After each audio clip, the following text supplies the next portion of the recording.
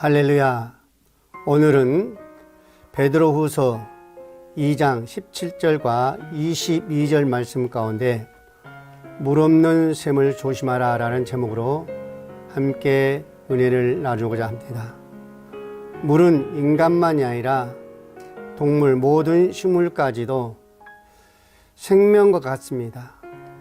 성경에서도 물은 매우 중요한 개념으로 등장하고 있습니다.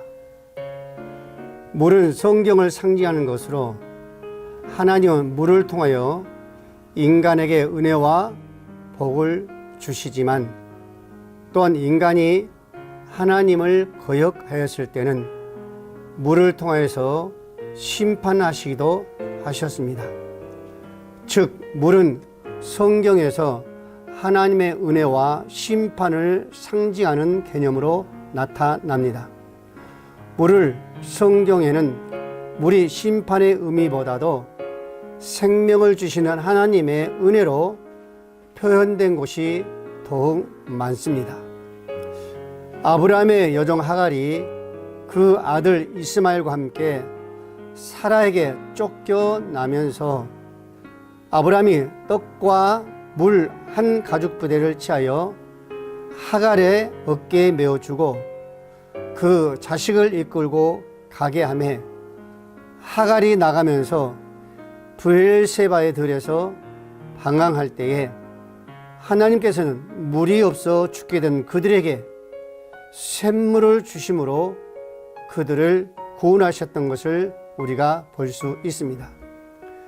출애굽한 이스라엘이 물이 없이 사흘 길을 가다가 말에 쓴물을 만나게 되었을 때에 모세로 하여금 나무를 물에 던지게 하여 쓴물을 달물로 바꾸어 주시는 그 놀라우신 은혜를 베풀어 주셨습니다. 또한 호렙산 반석에서 샘물을 솟게 하사 광야에서 그 고통스러운 이스라엘 백성들의 갈증을 해소시키기도 하셨습니다. 이러한 물의 개념은 종말적인 복과 구원을 상징하는 개념으로 발전되어 나가기도 하였습니다. 이같이 성경에 나타난 물의 상징적 표현을 통해서 우리는 순종하는 당신의 자녀들에게 무한한 복과 은혜가 임하나 하나님의 뜻에 불순종하는 자에게는 심판에 임한다는 큰 교훈을 얻을 수도 있습니다.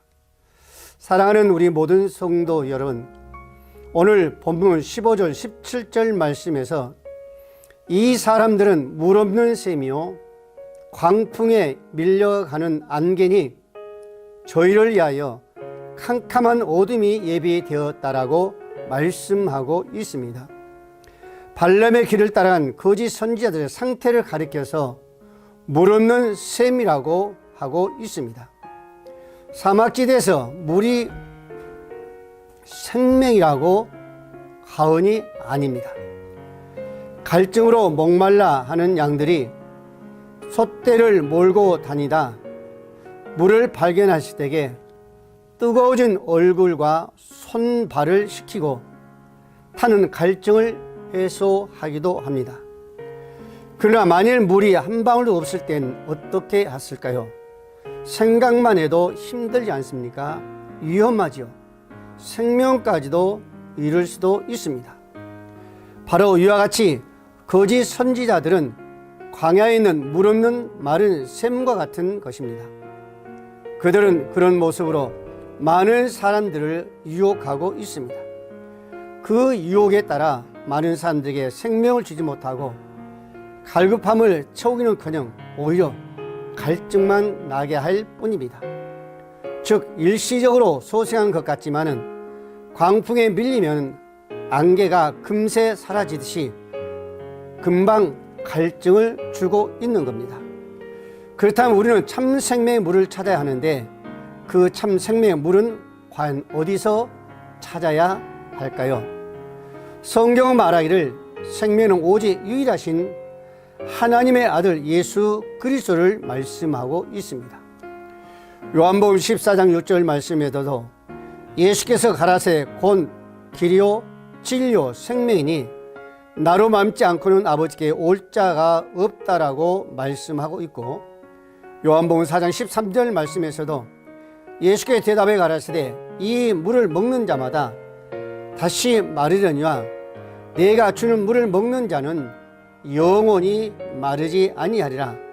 나의 주는 물은 그 속에서 영생하도록 솟아나는 샘물이 되리라고 말씀하셨습니다. 사랑하는 우리 모든 성도 여러분, 오늘 저와 여러분들은 정말로 이 갈급한 시대에 참 생명이신 우리 예수 그리스도를 통하여서 우리가 바라는 그 삶을 정말로 살아가면서 기쁨으로 우리 하나님께 정말로 영광을 돌릴 수 있는 자가 되어야 될 줄로 믿습니다. 그런 물 없는 샘을 조심하기 위해서 마음에 파수꾼을 세워야 할 줄로 믿습니다. 오늘 18절 말씀에 저희가 허탄한 자랑을 말을 토하여 미혹한 데 행하는 자들에게 겨우 피한 자들을 음란으로서 육체의 정욕 중에서 유혹하라고 말씀하고 있습니다. 파수병이란 우리가 잘 알고 있습니다. 전방 부대에서 각 초소에 그 병사들이 그날 매 순간마다 파수병으로서의 사명을 잘못하면 많은 부대원들이 고통을 당할 뿐만 아니라 그 생명도 잃어갈 수가 있는 겁니다. 영적인 문제도 마찬가지입니다.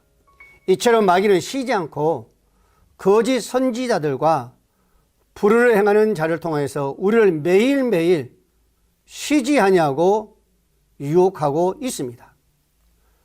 불신자들에게도 고난이 찾아들듯이 우리 신앙인에게도 고난 또한 불행은 역시 찾아옵니다. 살아가다 보면은 슬퍼할 때도 있고 탄식할 때도 있습니다. 그러나 이러한 일들은 어느 날 갑자기 찾아온 것은 아닙니다. 우리가 예수를 믿는다고 해서 마귀가 우리를 자유롭고 평안할 수 있도록 가만 놔두는 것은 아닙니다. 여전히 쉬지 아니하고 우리의 삶과 우리의 모든 생활을 공격하고 있습니다. 그것도 한 번 가두는 것이 아니라 끈질기게 약점을 물고 늘 유혹하고 있습니다. 그들은 우리 안에 물질과 육신의 정욕으로 약하다는 것을 너무 잘 알고 있죠. 그리고 그 약한 부분을 틈만 있으면 매일매일 공격합니다. 성경은 잠언 기자를 통해서 4장 23절 말씀에 무릇 지키마는 것보다 더욱 내 마음을 지키라 생명의 근원이 이에서 남이라고 하였고, 베드로 4장 7절 말씀에 만물의 마지막이 가까웠으니 그러므로 너희 정신을 차리고 근신하여 기도하라고 말씀하고 있습니다. 그러므로 하나님의 말씀과 기도의 파수꾼을 마음에 든든히 세워야 할 줄로 믿습니다. 에베소 6장 12절 이하에 이렇게 말씀합니다. 우리의 시름은 혈과 유에 대한 것이 아니요 정사와 권세와 이 어둠의 세상 주관자들과 하늘에 있는 악한 영들에 대함이라고 하셨습니다. 하나님의 전신갑주를 취하라. 이는 악한 날에 너희가 능히 대적하고 모든 일을 행한 후에 서기 이함이라. 진리로 너희 허리띠를 띠고 의의 흉배를 붙이고 모든 것 위에 믿음의 방패를 가지고 이로써 능히 악한 자의 모든 화전을 소멸하고 구원의 투구와 성령의 금 곧 하나의 말씀을 가지라. 모든 기도와 간구로 하되 무시로 성령 안에서 기도하고 이를 위하여 깨어 구하기를 항상 힘쓰라라고 말씀하고 있습니다. 사랑하는 우리 모든 성도 여러분, 정말 우리 마음속에 생활 속에 파수꾼을 세우기 위해서 항상 말씀과 기도로 파수꾼을 든든히 세워가야 될 줄로 믿습니다.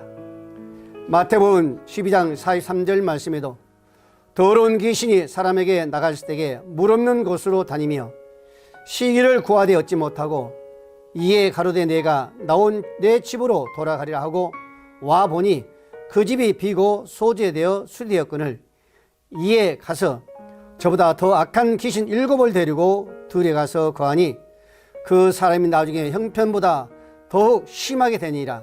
이 악한 세대가 또 이렇게 되리라고 하는 것입니다.